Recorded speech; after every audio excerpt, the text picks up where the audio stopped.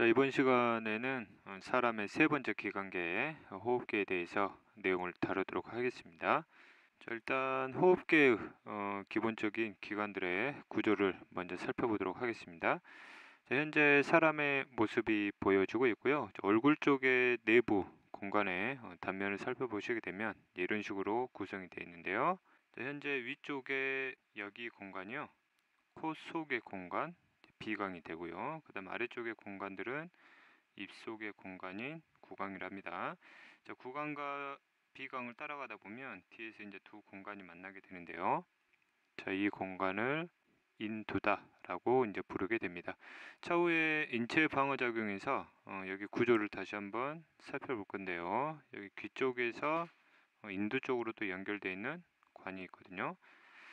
자, 그 다음 인두를 지나서 바로 아래로 들어가시면 음식물이 지나가는 식도가 있고요. 그 다음 우리가 보고자 하는 기체가 지나가는 관이 있습니다. 그래서 기체가 지나갈 수 있는 이 관을 기관이라고요. 보통은 이제 기도라 표현하긴 하는데 생명과학원에서는 기관이라는 개념을 더 많이 쓰게 됩니다. 자, 기관을 따라가다 보면요, 이제 기관이 양쪽으로 이런 식으로 갈라지게 되고요. 이 갈라지는 부분을 기관지다라고 표현합니다. 지자가 나뭇가지 할 때 나뭇가지처럼 갈라진다 그래서 기관지다라고 표현을 하고요. 여러분들이 또 착각하는 것 중에 하나가 이 기관지가 결국 폐에 연결이 되어 있는데요. 폐 속의 공간은 굉장히 넓은 공간으로 생각을 하는데요. 실제 엄청난 공간이 크게 존재하는 건 아닙니다. 그래서 기관지를 또 쫓아가다 보면요, 이 기관지가 세부적으로 또 나누어져 있는 걸 보실 수 있을 거예요. 그래서 이렇게 기관지들이 중간중간에 나누어진 이 기관지를 세 기관지다라고 표현합니다. 이때 세자는 숫자를 의미하는 게 아니고요, 기관지가 굉장히 세밀해지고 있다라고 이제 표현을 하게 됩니다. 자, 그 다음 이 세 기관지를 쫓아가다 보면요, 이 세 기관지 일부를 확대를 시키면 이런 식의 이제 구조로 보이시고요. 그리고 끝에 쪽을 보시게 되면 이런 식으로 이제 주름져 있는 이런 구조들을 보실 수 있게 되는데, 이 주름져져 있는 부분을 허파과리다라고 표현을 하게 됩니다. 그 다음에 중간중간에 새 기관지들이 이제 허파과리 쪽으로 이렇게 또 나누어지는데요. 허파과리 중에서도 여기 하나하나, 이거 하나하나를 뭐라 부르냐면 폐포다라고 부르게 됩니다. 그래서 폐포 주변을 보시면 지금 빨간색 관하고 파란색 관이 보이는데요. 이 관들이 바로 혈관 중에서도 기체 물질 교환이 가능한 모세혈관입니다. 자, 그래서 이러한 폐포의 수가 거의 개념서 교재에도 나와 있듯이요. 폐를 기준으로 해서 약 3억에서 4억 개 정도가 존재를 하고 있습니다. 이런 식으로 폐포들이 존재하게 되면 주름지 구조가 굉장히 많은 구조가 될 수 있고요. 그렇게 한 이유가 모세혈관과의 접촉 면적을 증가시켜서 최대한 많은 양의 기체 교환을 단시간 동안 진행시키기 위한 구조적인 특징으로 보시면 되겠습니다. 이때 이제 폐포 하나를 좀 확대를 시켜서 볼게요. 자, 폐포를 보시면 여기가 이제 폐포 내부 공간인데, 이거를 따라가다 보면 결국에는 외부와 연결되어 있고요. 외부 공간 우리가 이제 대기로 보면 되겠죠. 그래서 폐포 내부 공간은 체외 공간이다라고 표현을 하면 되겠고요. 폐포를 구성하고 있는 세포들을 한번 그림으로 표현을 해 보겠습니다. 자, 보시면 여러분들 학습지나 개념서 그리면 정확히 표현이 안 되지만 폐포를 구성하는 세포층이요, 지금 한 층이고요. 한 층인 이유가 만약에 세포층이 여러 층으로 구성이 돼 있어 버리면 기체 교환이 혈액과의 원활한 이동이 이루어질 수 없겠죠. 그래서 폐포는 정확하게 한 개의 세포층으로 구성되어 있다라고 표현을 하고요. 자, 과거 개정되기 전에 이거 가지고 말장난을 많이 쳤는데, 폐포를 구성하는 세포는 한 개다 라고 많이 물어봤습니다. 한 개가 아니라 여러 개의 세포가 한 층으로만 구성이 되어 있다라고 이제 설명을 드립니다. 자, 모세혈관 같은 경우도 이미 순환기도 다뤘겠지만 역시 마찬가지로 한 개의 세포층으로만 구성되어 있다. 그래야 기체 교환의 효율성을 높일 수 있기 때문입니다. 자, 그 다음에 다시 폐 쪽으로 가시게 되면요, 그림상에는 표현이 되어 있진 않습니다. 그런데 이 폐를 둘러싸고 있는 또 다른 공간이 이런 식으로 존재를 하고 있거든요. 그래서 보시면 폐하고 그 다음에 폐 주변으로 제가 검은색으로 표현한 이 영역 사이를 뭐라 부르냐면요, 여기를 흉곽이다라고 이제 부르게 됩니다. 이제 가슴 속에 폐를 둘러싸고 있는 공간을 보시면 되고요.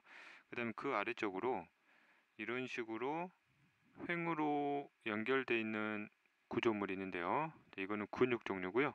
이 근육이 횡으로 격리시킨다 그래서 횡격막이다라고 표현을 하게 됩니다.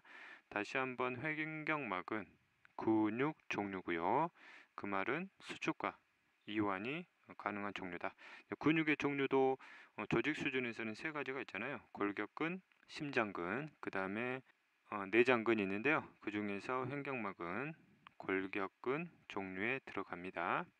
자, 그 다음에 또 다른 구조물을 보시게 되면요, 자, 폐를 둘러싸고 있는 뼈가 있죠. 뼈. 그래서 앞쪽을 보시면 세로로 이렇게 뼈가 있고요. 그 다음에 등 쪽으로 이어져서 나오는 이런 뼈들이 있죠. 그래서 이 뼈는 등 쪽에 이제 척추하고 연결이 되어 있고요. 그 다음에 이 뼈를 여러분 이제 갈비 뼈다라고 들었을 것인데 우리 생명과학에서는 늑골이다라고 표현을 하게 됩니다. 자, 이 늑골도 움직여야 되는데요. 뼈는 움직이려면 반드시 근육의 도움이 필요하고요. 그래서 늑골 사이에는 이렇게 대각성 형태의 근육들이 있고요. 이 대각성 형태의 근육을 늑골 사이에 있는 근육이다 그래서 늑강근이다 표현합니다. 이제 간자가 한자로 사이 간자가 되겠죠. 그래서 호흡을 함에 있어서 두 가지 근육이 필요한데요. 이와 같이 늑강근과 횡격막이라는 근육이 필요하고요.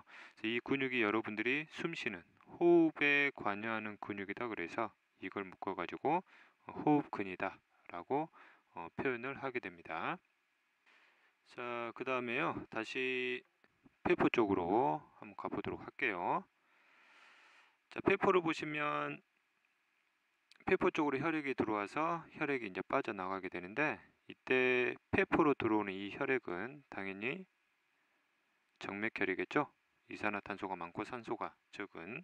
자, 그 다음에 폐포에서 빠져나가는 혈액은 당연히 산소 함량이 높은 동맥혈이 되겠네요. 그래서 혈액의 흐름을 보시면 이 혈액은 심장 기준으로 우심실에서 폐 동맥을 타고 들어오는 혈액이고요. 자, 이쪽 혈액은 폐로 빠져나가면 폐정맥을 통해서 좌심방으로 가는 혈액으로 여러분들이 이해를 하시면 되겠습니다. 자, 그 다음에 폐포 내에서 기체 교환을 보시면요, 당연히 폐포 쪽으로 이산화탄소가, 그 다음에 폐포에서 혈액 쪽으로 산소가 이동을 하겠죠. 차후에 이 산소와 이산화탄소의 교환 원리를 한번 살펴볼 건데요. 그 전에 여기를 쭉 올라가 보면 대기잖아요. 그럼 대기 중에 있는 기체가 폐포로 어떻게 들어오고 폐포에 있는 기체가 어떻게 나가는지를, 그 원리를 간단히 설명을 드리겠습니다. 자, 폐포의 특징은 폐포도 탄성을 가지고 있고요. 이제 탄성을 가지고 있다는 얘기는 폐포 자체도 수축과 이완이 가능하다는 얘기입니다. 그럼 폐포가 수축한다는 얘기는 폐포의 전체 구조가 이렇게 안으로 들어오는 게 수축되는 거고요. 반대로 이렇게 늘어나게 되면 이완을 하게 되는 것이죠. 폐포가 수축을 하게 되면 폐 속에 있는 기체를 밀어내죠. 즉 폐포의 압력이 높아지면서 대기 쪽으로 빠져나가게 되고요. 폐포가 이완을 하게 되면 폐포 내부의 압력이 낮아져서 자연스럽게 대기 중에 있는 기체가 들어오게 됩니다. 그럼 폐포의 움직임을 통해서 대기와 폐포 사이에 기체가 이동을 해야 되는데요. 자, 그러려면 폐포가 말씀드렸듯이 수축과 이완이 가능해야 되잖아요. 그럼 수축과 이완이 가능하려면 근육이 있어야 되는데, 근데 신기하게도 폐포는 근육을 갖고 있지 않습니다. 근육을 갖고 있지 않는 이유가, 폐포가 근육을 가져버리게 되면요, 아까 폐포가 세포층이 한 층이었는데 여기에 근육층을 가져버리게 되면 세포층이 굉장히 두꺼워질 수밖에 없습니다. 그러면 산소와 이산화탄소를 교환할 수가 없겠죠. 그럼 폐포를 분명히 수축과 이완을 시켜야 되는데, 폐포 스스로는 절대 수축과 이완이 불가능하기 때문에 아까 얘기했던 호흡근 두 가지, 횡격막하고 늑골 사이에 있는 늑강근이라는 호흡근들의 도움을 통해서 간접적으로 수축과 이완이 유도가 되게 됩니다. 자, 그래서 그 원리들을 설명드리도록 할게요.